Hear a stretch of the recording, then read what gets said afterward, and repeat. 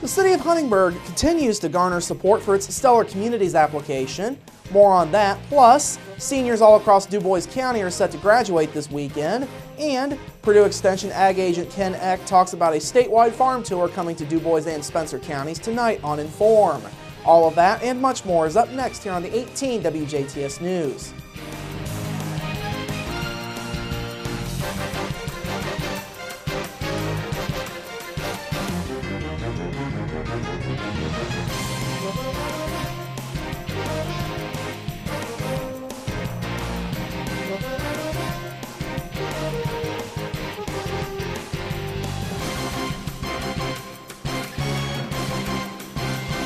Hello, I'm Bradford Raths. Support is continuing to roll in for the City of Huntingburg's Stellar Communities application.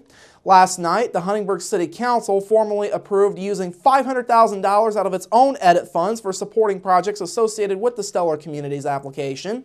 The money would be used over a 4-year period, which amounts to $125,000 a year. Huntingburg Mayor Denny Spenner says the continued local support should help Huntingburg's application stand out from all of the other ones. It speaks loudly to the state that there is local support in Huntingburg, but also support outside of Huntingburg from our county and from our neighbors that we see the value of this project and what's going on in Huntingburg at this time. The city's decision to commit economic development funds to the project is the third major announcement related to the Stellar Communities application this week. Yesterday, the Dubois County Community Foundation awarded a $50,000 grant to the city for its application. Back on Monday, the Dubois County Council chipped in $500,000 of its own economic development tax funds for the city's application. It will be used over a 4-year period as well for the same $125,000 amount as the city. The county's funds are contingent upon the city winning the Stellar Communities designation. Also last night, the council heard an update on the railroad overpass project. Project engineering firm DLZ told the council that the environmental and archaeological studies associated with this project have been cleared. Spenner says the studies being done is very good news. That's a key element because that is really an element that can slow down a project like this significantly. So much of that work is already completed and is looking very positive to allow us to stay on a timetable that was set out for us by the state of Indiana for that project. Spenner says the project is actually running a bit ahead of the timeline that the state originally set out for it. The next report is set to be filed with INDOT sometime by late July or early August. On a final note, the council heard some interesting news surrounding League Stadium. Spenner told the council that Inside Indiana Business is coming to Huntingburg on June 30th to film a show. League Stadium was chosen as the site for this episode of the show, which will focus on the combined impact of film and tourism on communities. Spenner says it's a huge opportunity for the city. We've been blessed to have League Stadium for over 20 years now, and the impact on our home and our facility, our community is very apparent. So that's the lead story, but there'll be follow-up stories on several local industries, local businesses that are going to be involved, and it'll be a great time for us to really tell a great story about our town. Now, this is not the first time that Huntingburg has been the subject of productions. The city was also famously featured in A League of Their Own, Hard Rain, and the HBO program Soul of the Game. Dubois Strong will soon be seeking out a new president. The organization has announced that interim president Michael Cummings has resigned effective June 5th. Cummings had also served as the organization's director of marketing and investor development. Cummings is set to become the Director of Operations for Jasper-based manufacturer Universal Technologies. In his new job, he will be directly involved in developing and expanding that company's facility along Vine Street. Cummings says there is a lot to be proud of from his time with Dubois Strong. When I came in, they they had some challenging financial circumstances. We stabilized that.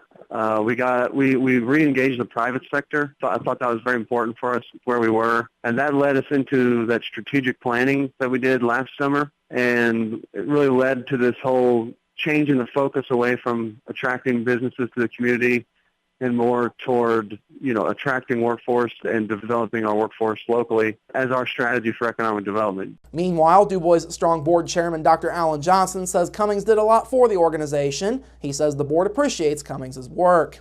Cummings has been the interim president of Dubois Strong since September of 2012. The organization saw a 20% increase in private sector contributions in 2013 alone. The organization has cut its expenses by 50% during Cummings' tenure.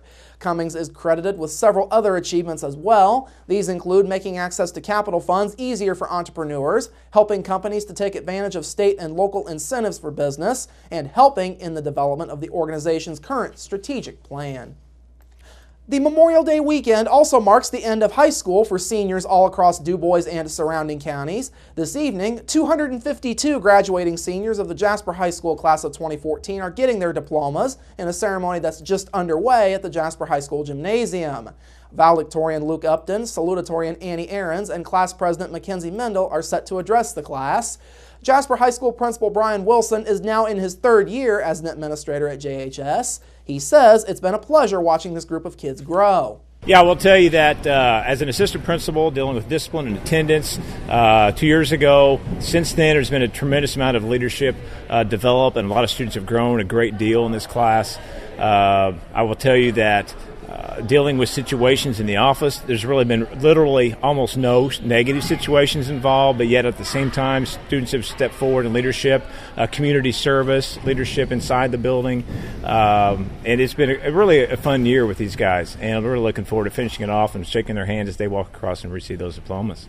The class of 2014 is the second class to receive their diplomas in the new JHS gym, which was completed just in time for last year's ceremony. Meanwhile, Northeast Dubois High School graduates are also gearing up for commencement.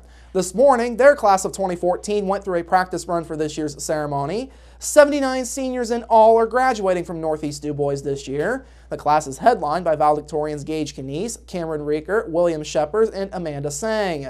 This year's salutatorians are Ethan Kiefner, Letitia Merkel, and Michelle Seitz. Kiefner is also serving as class president. Northeast Dubois Principal Rick Gladish says this class will certainly be missed. They have been an outstanding group to work with. They have given us a lot of good effort here, whether it's academics, whether it's sports, whether it's leadership. But I think that leadership's probably what's going to stand out for me. That's what I'm going to remember about the class of 2014 is their leadership. Northeast Dubois' commencement ceremony will get underway tomorrow night at 6 p.m. It will take place in the high school gymnasium. Other senior classes graduating this weekend include Forest Park and Heritage Hills High Schools. Forest Park is graduating 127 seniors this year, while Heritage Hills is graduating 142. Forest Park's class, as we told you earlier this week, features 13 valedictorians and a salutatorian, and Brandon Libahusen is the class president. Meanwhile, Heritage Hills' valedictorian is Bailey Pearson, and the salutatorian is Andrew Sickbert. William McElhaney serves as the senior class president there. Forest Park's commencement is set for 2 p.m. tomorrow at Beekler Arena. Meanwhile, Heritage Hills seniors will be going through commencement at 3 p.m. Central Time tomorrow at Lincoln Amphitheater. Seniors at Southridge High School had their graduation last Friday evening. A former teacher at a southwestern Indiana middle school apologized in court for secretly recording students and teachers in bathrooms and locker rooms. 32-year-old Andrew Emmons spoke before a Warwick County judge sentenced him on Thursday on his guilty pleas to attempted child exploitation and voyeurism. The judge sentenced Emmons to 7 years of probation, including 1 weekend in jail a month for 18 months. Emmons was arrested after a female faculty member at Boonville Middle School found a recording device in a staff bathroom. Police say investigators found video on his computer of female students undressing in a locker room. Emmons testified he's undergoing sexual addiction counseling, but several victims said they could not forgive Emmons and wanted him to serve prison time. Finally this evening, a defense attorney has formally filed an insanity defense for a man charged with killing a fellow Purdue University student in a campus classroom. The notice was filed on behalf of 23-year-old Cody Cousins yesterday in a Tippecanoe County court. Court records say Judge Thomas Bush appointed 2 mental health experts today to examine Cousins, who told the judge just a couple of weeks back that he's been prescribed medication to control his moods and to treat schizophrenia. Bush has also said he'll appoint a 3rd expert. Cousins, who is a Warsaw, Indiana native, is charged with fatally shooting and stabbing 21-year-old Andrew Bolt of West Bend, Wisconsin back in January inside a classroom on the West Lafayette campus. Defense attorney Kirk Freeman has also requested a change of venue. All right, coming up after the break, your local forecast, sports with Kurt Guxell, and Inform with Ken Eck. That's all up next here on the 18 WJTS News. Local people watching local people.